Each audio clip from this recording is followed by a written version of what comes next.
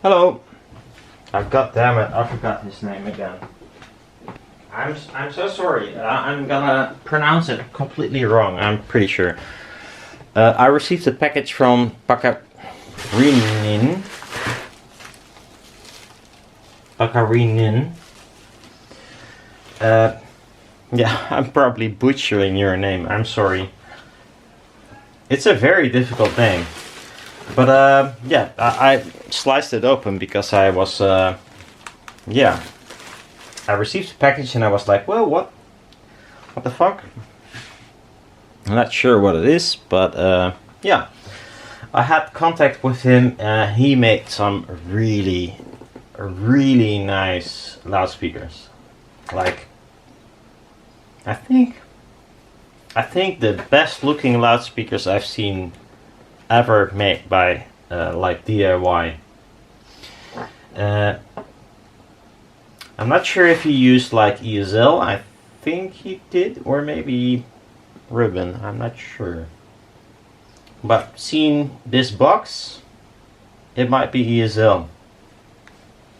So he sent me some ESL electrostatic loudspeaker kind of stuff.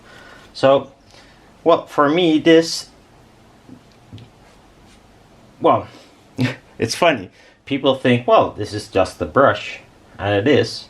But for me, it's like it's a perfect brush for doing some coatings on ESL panels. So I think I even have like this is my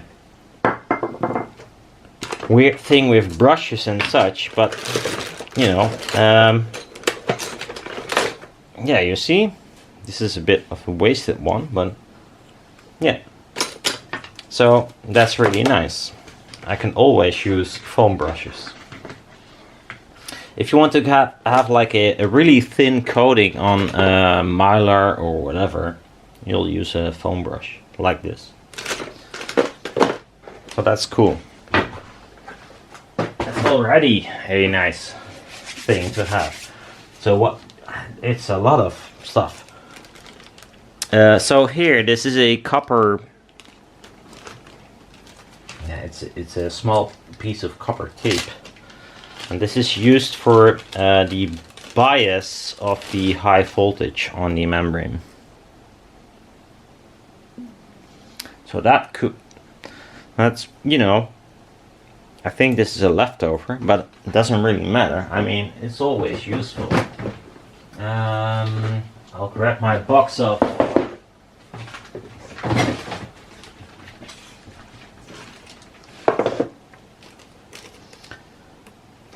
that's really nice. Thank you.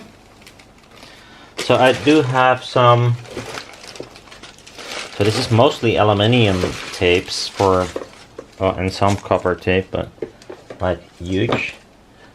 Well, usually I have the same. Ah, fuck! I'm gonna screw this up. Ooh, this is really old. This is really old tape. I'm just gonna throw it away.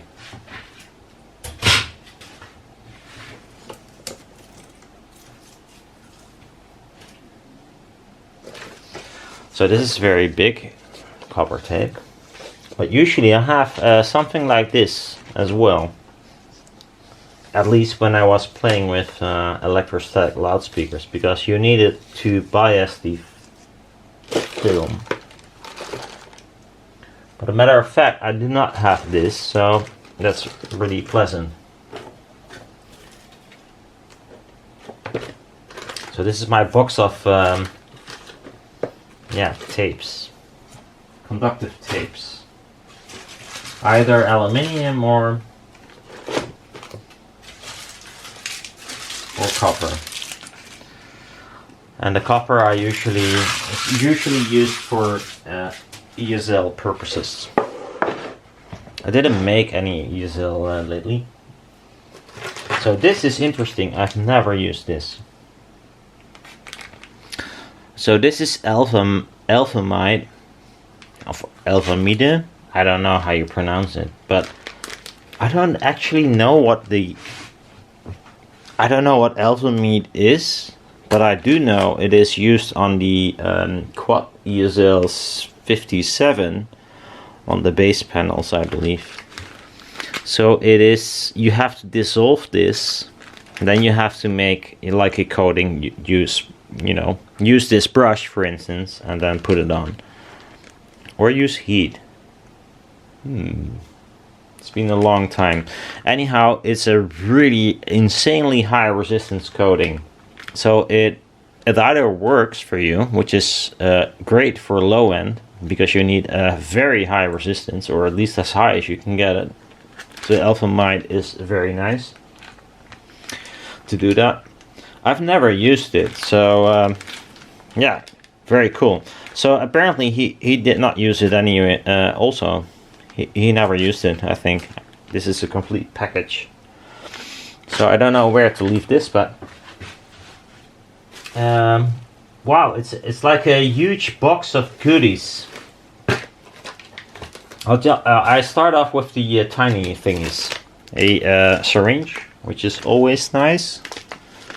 Can go into my bucket of weird stuff. Hey, I recognize this. I know. Oh, I recognize multiple things in here. That's cool. So this is from ER Audio. Oh. Yeah, ER Audio. Yeah, it's an Australian company that gives coatings, or at least they have multiple electrostatic loudspeaker thingies. I can't find it, but I have some ER Audio coating, but just a tiny bit. A tiny bit. So my coating thing is like a mess. This is like graphite.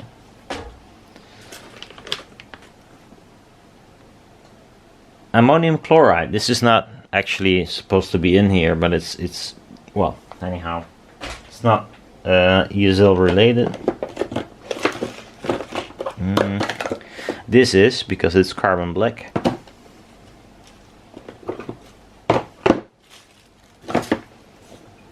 I was looking for the same thing. I have it somewhere, I'm pretty sure. And this is gonna yeah, I was afraid of that. This is very dirty. Well, anyhow, it's a bit like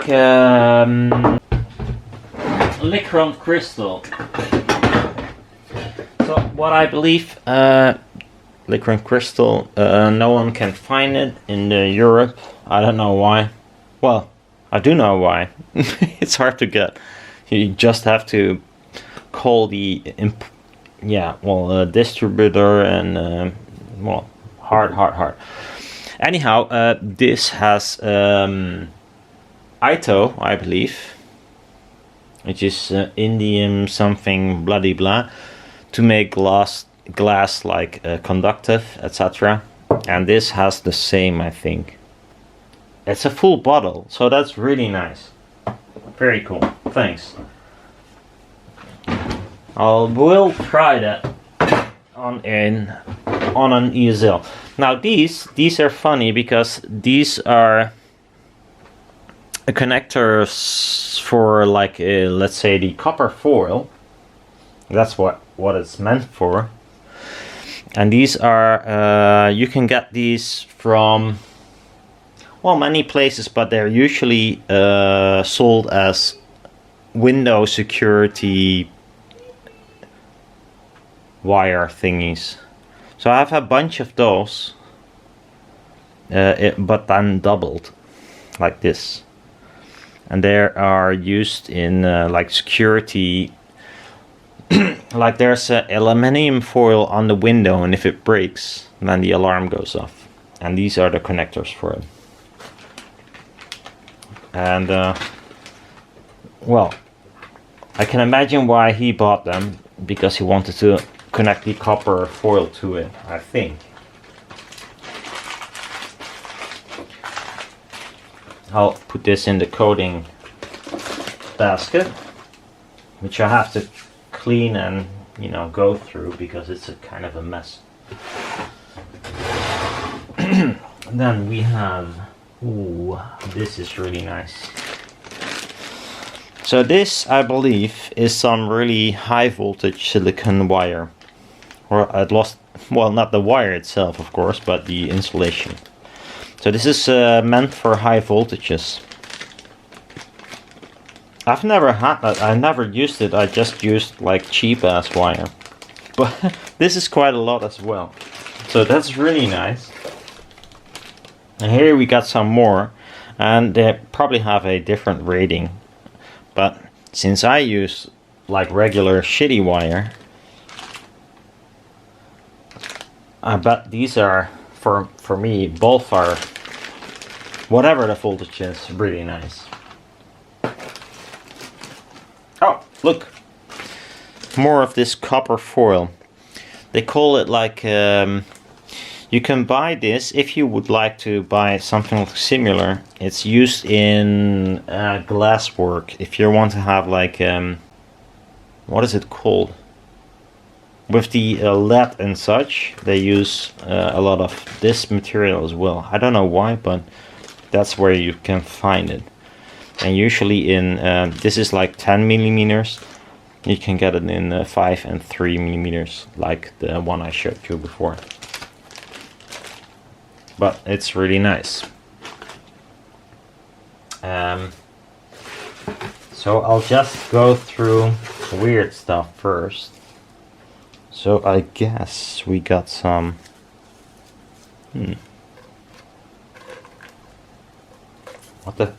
What's that? Doesn't seem... So this is like... pet.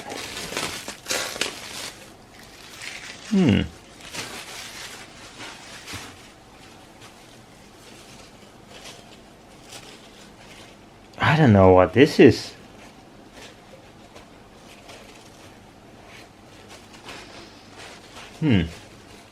Oh, this might be like, oh, that's really thin. And it's not related to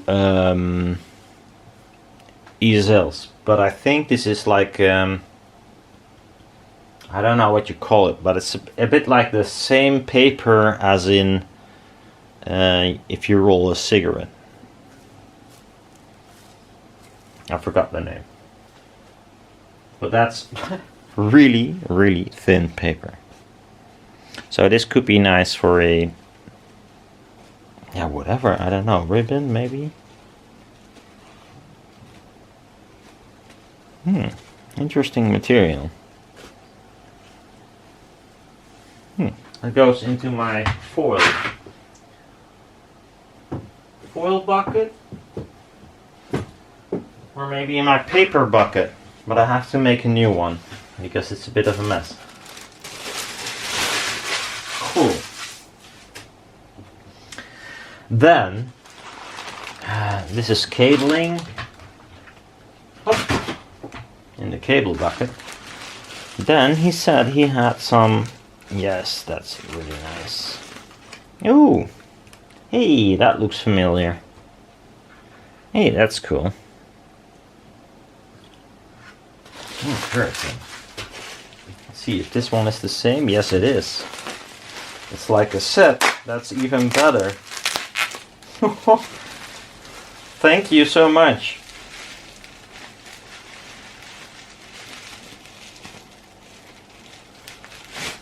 Yes. Yes, yes, yes.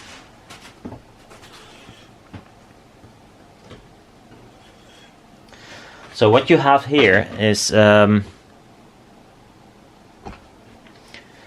got an inverter, so you can like feed it with like 12 volt DC or maybe less, I don't know, but at least you can feed it with DC. And then there is a probably some sort of transistor or whatever that makes it like move around like 1,000 hertz or a few thousand hertz, and then it goes to this transformer. It will step it up. Well, it's a bit more elaborated than that, I think.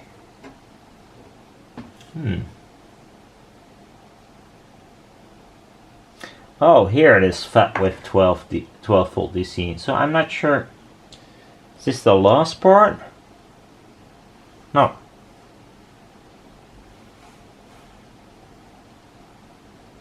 Output to inverter. So you probably connect it input here, then it goes through this circuit, then goes to the inverter and back. And when it comes back, it's a high voltage AC, and then it goes through this whole cascade, which is called the Cockcroft-Walton cascade. It's a multiplier. So I'm guessing this thing puts out like 500 volts or something, maybe even more, and then it goes floop floop floop floop floop floop. So you have like a massive amount of voltage, and you have very nice capacitors here. So this thing might put out like 6k or even maybe even more, 6 kilovolts, maybe, yeah, maybe even more. I am very pleased with this one. This is a really nice cascade. And you can adjust the voltage here, apparently, I think. But this is a really nice cascade. That's insane. I mean, I have mine look a bit more shitty. If I can find it. Mine has this, of course, well, the cascade, but not this part here. So I wonder, I'll test it later on, see what this does. I can imagine you can adjust the high voltage that comes out here, and you will not fuck around with this part. You just feed it, adjust it here, and then the high voltage comes out here. Very cool. I'll put it in my box of too many ESL parts. I want to make an ESL in the near future. It's a bit messy, I'm sorry. Yes.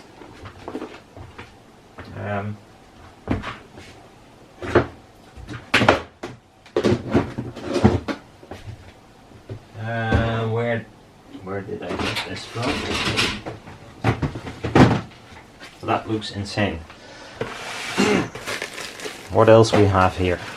Here's something that was sticking to my metal plate, so I assume it's some sort of magnets, but I didn't know he was making something with magnets as well. Oh yes. Oh. Oh, interesting, beefy. Hey, I know these. These are nice for AMTs and such. At least for what I did. I believe it's 50. Jesus, this one is a bit busted, but this one I need to remove because it's screwed. Oh wow, they're definitely N52s. These are really strong. Usually they have these spacers in between. And maybe half of them have, but this one does not.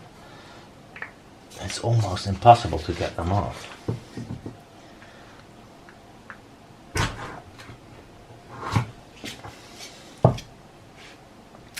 So it's 2045. I have several of those for my previous AMT whatevers I did, like 10 years back. So I'll see if I can find one of those other magnets, see what the difference is. I cannot say which grade it is, but I can at least say it is much more than the other. So I'll just do this surface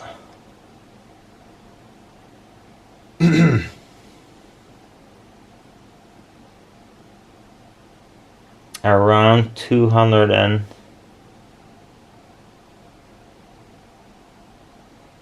let's say 205. Now let's find the other ones. Where are they? Oh, here's one.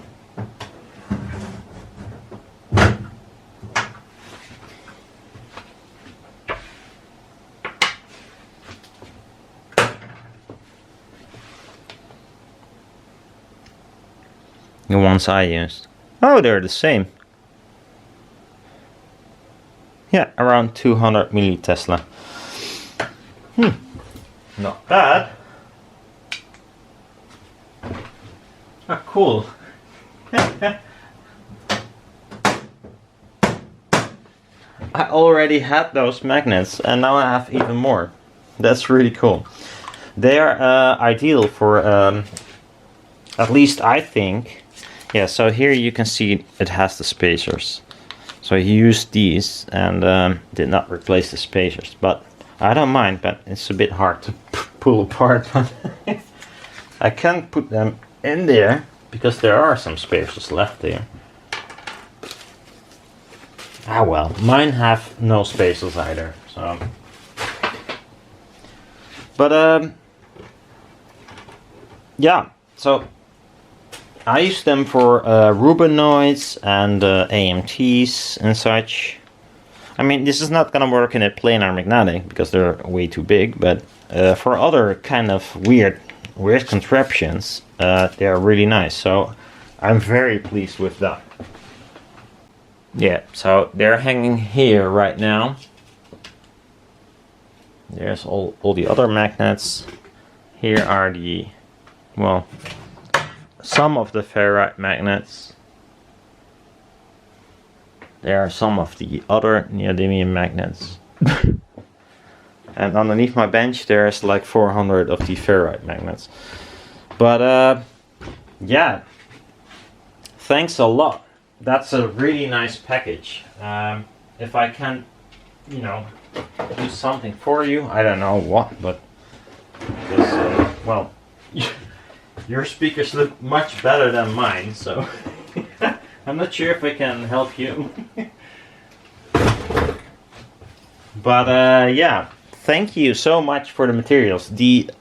I believe you bought these high voltage parts from ER Audio as well. They look quite stunning. I didn't know they made such nice parts.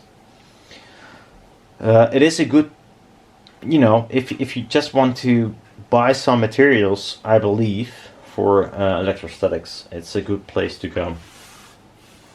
And since they sell their coating for like many years by now, I think that's a good idea to buy it from them. Just my 2 cents, because finding a coating that works is really hard. By the way, nichrome crystal does work for, let's say, for instance, Charlie. Everyone that makes an ASL or wants to make an ASL seen the how-to from Charlie. So yeah, he used it and it works for him. It didn't work for me. I'm not sure what I did wrong, but it should. See you around, and many thanks for the nice materials. Really pleasant. He was not building anything, so he gave it away, and I'm very pleased with it. So thanks. See you around. Bye bye.